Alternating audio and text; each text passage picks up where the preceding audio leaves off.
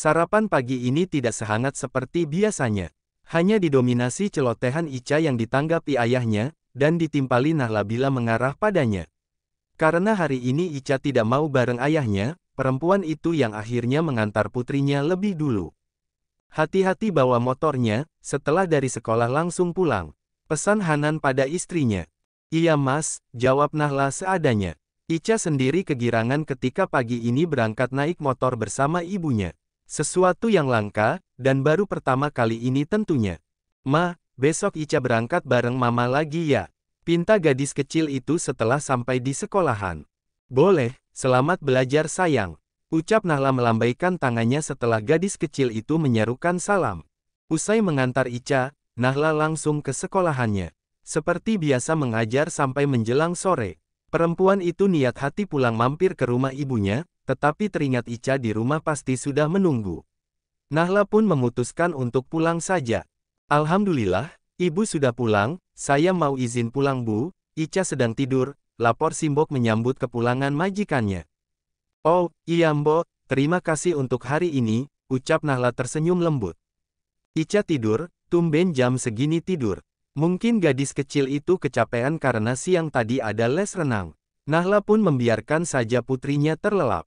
Hanya menengok ke kamar lalu keluar lagi menutup pintunya pelan. Perempuan itu lebih dulu bersih diri karena merasa penat.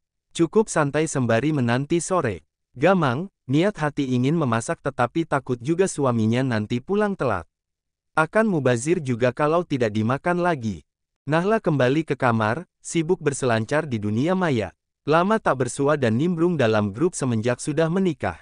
Tiba-tiba netranya terpana dengan lemari kokoh yang terletak di sebelah lemari suaminya.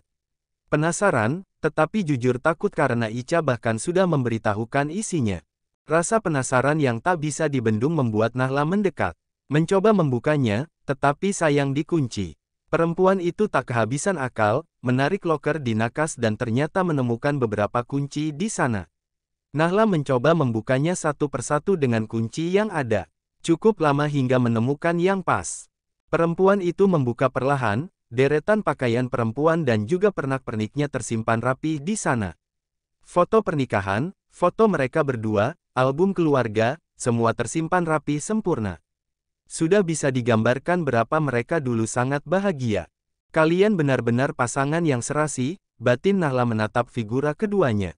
Cemburu. Bolehkah Nahla merasa cemburu dengan orang yang bahkan sudah tidak ada di dunia? Beruntung sekali perempuan yang dicintainya begitu dalam. Hanya saja, bolehkah Nahla merasa kecewa dan sakit mengetahui ini semua? Sekian bulan jalan bersamanya, ternyata hatinya masih terpaut dengan orang lain. Nahla menaruhnya kembali di tempatnya. Sepertinya dia mulai benar-benar paham akan sikap Mas Hanan yang bahkan seakan tidak begitu peduli dengannya. Sadar tidak mungkin bersaing dengan orang yang bahkan sudah tiada, walau perasaan cinta suaminya mungkin begitu kuat. Sampai tidur pagi hari menyebut namanya tanpa perasaan. Perempuan itu menghela napas sepenuh dada. Rasanya nyesek, tetapi bisa apa sih? Haruskah Nahla meminta penjelasan, atau bahkan mengemis cinta dari suaminya agar mau berbagi perasaannya sedikit saja? Perasaannya begitu tidak nyaman sejak sore itu. Menemani Ica belajar pun sedikit tidak fokus. Ica mau makan sama apa? Biar mama buatin. Sepertinya papa lembur lagi jadi Ica makan duluan ya. Tawar Nahla tetap tidak tega membiarkan Ica begitu saja. Dia marah sama ayahnya, tidak seharusnya mengikut sertakan anaknya. Nugget sama saus aja ma, buatin ya, pinta gadis kecil itu bermanja-manja seperti biasanya. Iya, jawab Nahla bergegas ke dapur. Ica ikut nimbrung sembari menanyakan banyak hal. Nahla pun dengan sabar menanggapinya walau hatinya sedang kesal. Suara deru mesin mobil terdengar memasuki halaman. Ica yang mendengar itu otomatis kegirangan. Hore papa pulang ma, seru Ica menyambut kepulangan ayahnya. Gadis kecil itu langsung berlari kecil menyambut ayahnya pulang di depan pintu. Nahla yang biasanya selalu menyambutnya dengan senyuman, kali ini absen dan tetap sibuk di dapur. Papa, panggil gadis kecil itu lompat kegirangan. Ica belum tidur.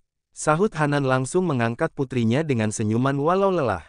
Belum, mau makan dulu, mama lagi goreng nugget, jawab gadis itu merosot dari gendongan ayahnya. Hanan mengikuti langkah Ica ke dapur. Terlihat Nahla tengah menyiapkan makanan untuk Ica. Sudah pulang Mas? Tanya Nahla datar. Iya, baru saja sampai. Masak apa? Belum, takutnya nanti udah capek-capek masak nggak dimakan lagi, kan sayang waktu dan tenaganya, sahut Nahla mulai beda. Hanan pun terdiam, mungkin memang kemarin salahnya tidak memberi kabar, jadi wajar saja kalau malam ini Nahla tidak menyiapkan makan malam untuknya. Oh ya nggak apa-apa, aku juga belum begitu lapar, ujarnya santai.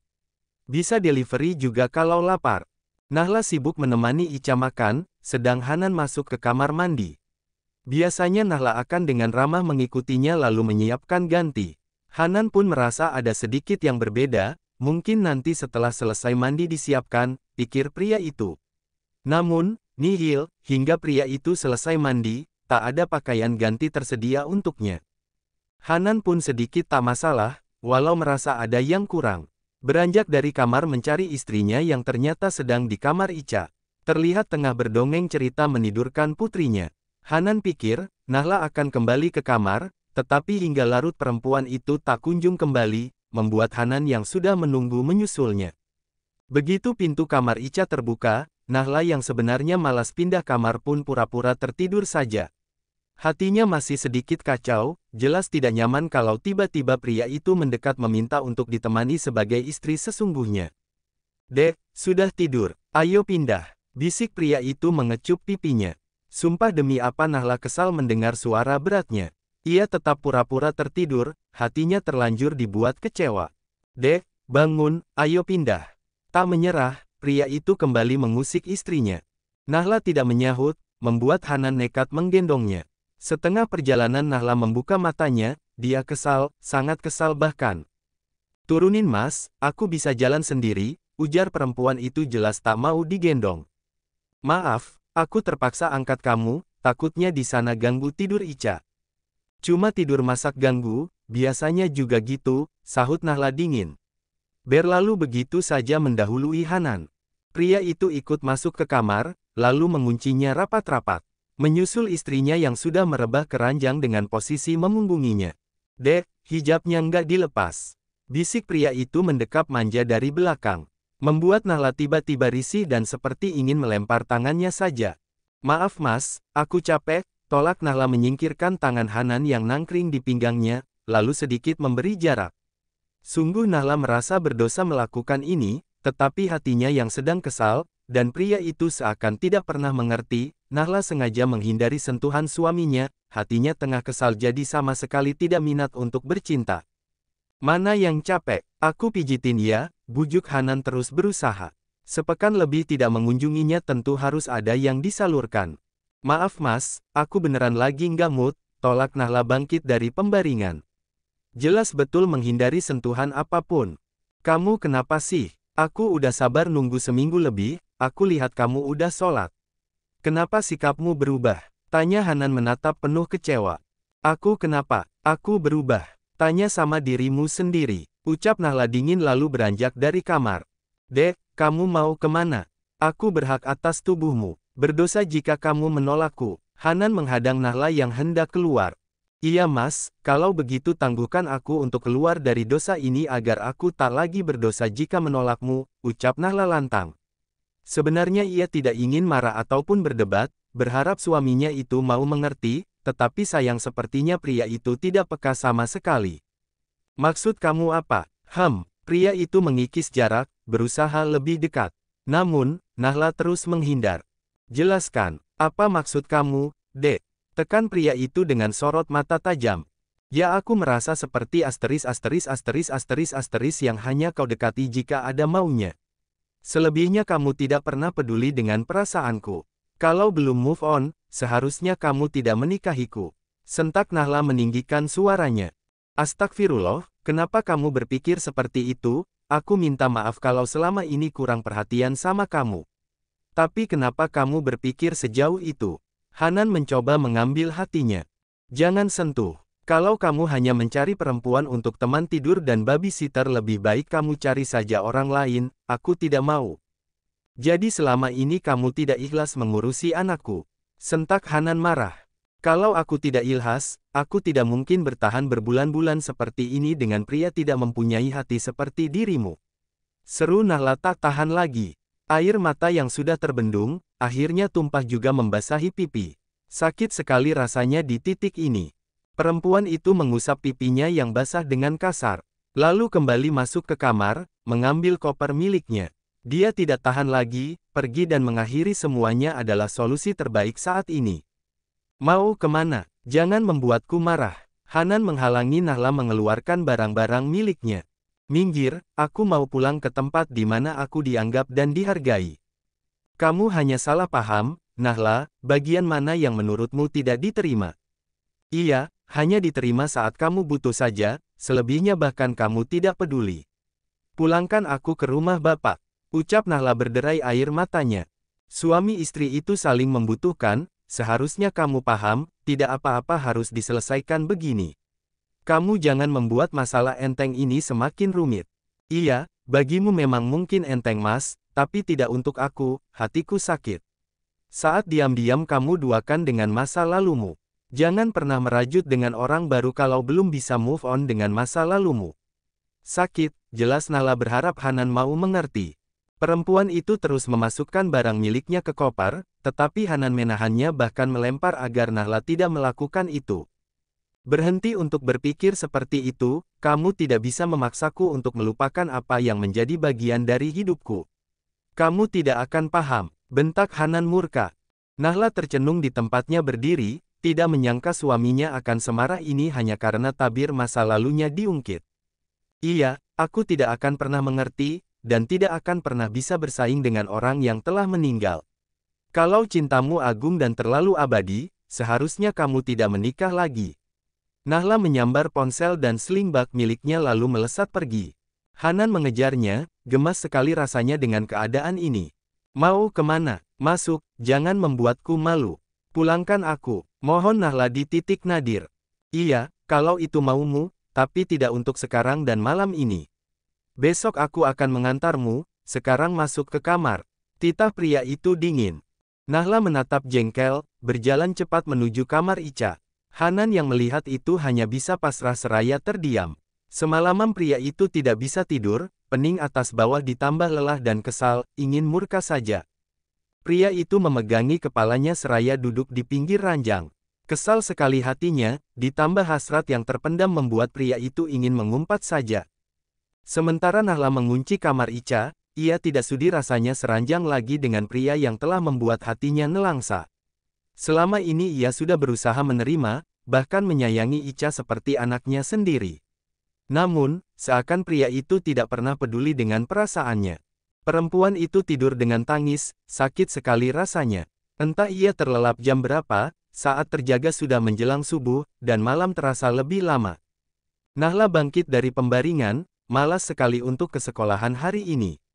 Hatinya benar-benar kacau. Ia membangunkan Ica untuk mandi, dan bersikap biasa saja seperti biasanya. Ma, nanti aku mau berangkat bareng mama lagi ya.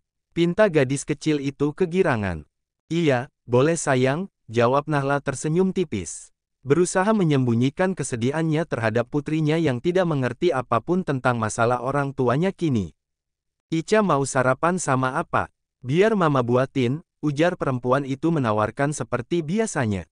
Apa aja yang mama buat, sahut gadis itu seadanya. Nahla keluar dari kamar, diikuti Ica ke ruang makan. Perempuan itu membuatkan susu dan juga roti selai isi yang cukup mudah dan simple. Ia sengaja tidak masak dan tidak menyiapkan untuk Hanan. Tidak peduli pria itu mau sarapan atau tidak. Ia juga tidak makan karena merasa kenyang. Masih kenyang dengan kejengkelan semalam, jadi tidak berselera sama sekali. Ica habisin dulu sarapannya ya, mama mau mandi dulu, pamit Nahla menuju kamarnya. Sebenarnya ia malas menuju kamar suaminya, tetapi terpaksa karena harus berganti pakaian. Saat perempuan itu membuka pintu kamar, terlihat Hanan masih tertidur pulas. Apakah pria itu tidak ngantor? Nahla tidak ingin peduli, dan tidak mau membangunkan. Terserah mau tidur sampai siang, mau berangkat atau tidak, Nahla tidak ingin peduli. Perempuan itu mandi, lalu sengaja memasukkan barang-barang penting miliknya. Tak lupa seragam mengajar, selebihnya ia tidak begitu peduli, dan mungkin tidak berniat untuk kembali. Hatinya kadung luka, bahkan ia pun siap jika Hanan benar-benar memulangkan dirinya, karena tanpa diantar sekalipun, ia benar-benar akan pulang sendiri. Nahla mengeluarkan tas punggung miliknya yang lumayan menggembung. Ia keluarkan lebih dulu dan menaruhnya di motor. Selebihnya membawa tas biasa saja lalu kembali ke ruang makan. "Ma, papa mana? Kok nggak makan?" tanya Ica mencari-cari ayahnya. "Pagi sayang, ada kok, Ica udah mau sekolah." Sapa Hanan baru bangun tidur. "Papa nggak ngantor, kok belum mandi?" tanya hadis kecil itu jeli sekali. "Nanti siang, Ica mau papa antar." "Nggak usah pa, mau berangkat bareng mama aja," ujarnya senang. Nahla sama sekali tidak menanggapi obrolan ayah dan anak itu. Sedang Hanan sesekali menatapnya dingin. "Ica, ayo berangkat, nanti telat." "Iya ma, aku pamit dulu sama papa." Ica terlihat menyalin taksim ayahnya, hal serupa yang seharusnya Nahla lakukan. Namun, mulai pagi ini perempuan itu bahkan tidak melakukan apapun sama sekali.